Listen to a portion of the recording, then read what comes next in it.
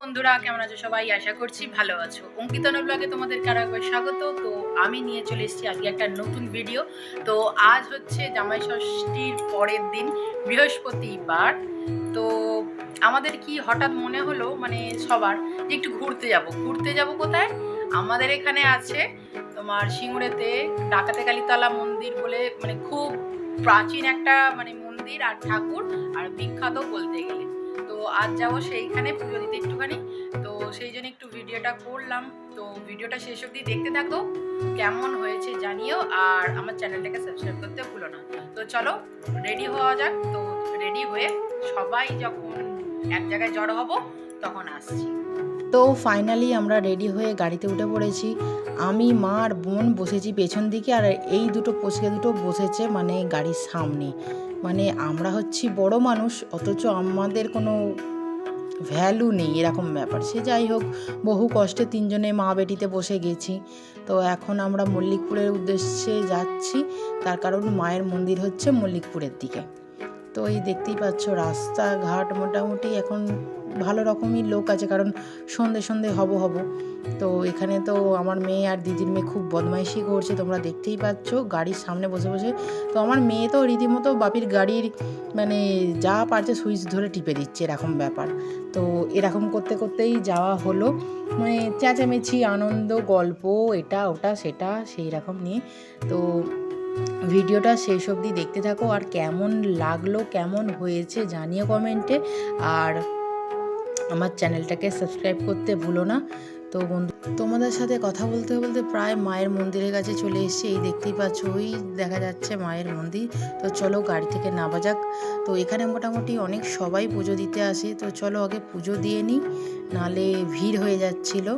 তো দেখতেই পাচ্ছ মায়ের মূর্তি, এটা নতুন মূর্তি, কারণ মায়ের নবকলবর হয় যখন, তখন মায়ের প্রত্যেক বছর নতুন করে মূর্তি মানে চেঞ্জ হয়। তো এইটা হচ্ছে মায়ের নতুন মূর্তি। তো কেমন লাগছে মাকে জানিও। আর এই মা সত্যি বলতে খুব জাগ্রত, যাই বলো তাই বলো। এই হচ্ছে দেখো সন্ধ্যের মুখে মন্দির, আর আমি ওখানে দাঁড়িয়েছি, তার কারণ হচ্ছে ধূপবাতি জ্বালবো, পুজো দেওয়া হয়ে গেছে আমাদের, ধূপবাতি জ্বালবো। আর মাকে ডাকছিলাম আমি যে মা চলো ধূপবাতিটা জ্বেলে নিই। দিদির মেয়ে আর আমার মেয়ে মিলে এত পরিমাণে বদমাইশি করছে, ওদেরকে নিয়ে চলে আসতে ওখান থেকে বাধ্য হলাম। দেখতেই পাচ্ছ আমার মেয়েকে, যে আমার দিদির মেয়ের হাতটা মোটামুটি ছাড়িয়ে দিয়ে ছুট, আর দাঁড়ালো না। সেই ভয়তেই আমি ওদেরকে নিয়ে চলে এসেছি। তো আমি এখানে বাবিকে রুমাল আর ফোনটা দিলাম, তার কারণ ধূপ মোমবাতি জ্বালবো। দেখতেই পাচ্ছ এই সামনেটায় মানে জ্বালার পজিশন করে রেখেছে। তো মোটামুটি ভালো, খারাপ নয়। মায়ের কাছে এসে যেন মানে মনটা একটু শান্তিও হলো, ভালো লাগছিল। তো চলো আমি ধূপ মোমবাতিটা জ্বেলে নিই, মাকেও ডাকছি। মা আসল কথা একটু শরীরটা প্রবলেম হচ্ছিল বলে ওই জন্যে ধীরে সুস্থে হেলে দুলে আসছে। এইখানে দেখো আমার মেয়ে আর দিদির মেয়ে মিলেই এই সন্দেশ নিয়ে কাড়াকাড়ি হচ্ছে। সে যাই হোক, চলো মায়ের কাছে প্রার্থনা করি যেন সবাইকে ভালো রাখি, সুস্থ রাখি, গোটা জগৎ পাপে ছেয়ে গেছে যেন উদ্ধার করে। তো আমাদের এখানে পুজো দেওয়া কমপ্লিট হয়ে গেছে। আমরা এসেছিলাম সিঙ্গুরের ডাকাতে কালীতলা মন্দিরে। তো এইটা তোমাদেরকে আমি আগেই বলেছিলাম যে অনেক প্রাচীন একটা মন্দির, আর অনেক প্রাচীন মানে এই পুজো। তো কিভাবে মানে এইটার প্রতিষ্ঠা হয়েছে সেটা হয়তো তোমাদেরকে আমি পরে বলবো। তো চলো এখন আমরা বাড়ি যাচ্ছি, বাড়ি যাওয়া যাক এখন।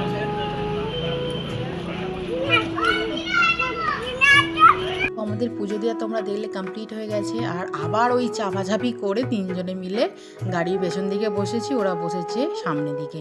সে যাই হোক, আমি একটু তাড়াতেই ছিলাম, বাপিকে বললাম বাপি একটু তাড়াতাড়ি চলো, তার কারণ হচ্ছে প্রায় প্রায় প্রায় অনেক দিন পর, অনেক বছর পর আমার বেস্ট ফ্রেন্ডের সাথে দেখা করবো বলে মনটা খুব মানে, ও সিঙ্গুরে এসেছিলো, আমিও সিঙ্গুরে আছি যেকালে বলেছিল, ও বাড়ি চলে যাচ্ছিলো কিন্তু আমার জন্যে দাঁড়িয়েছিল।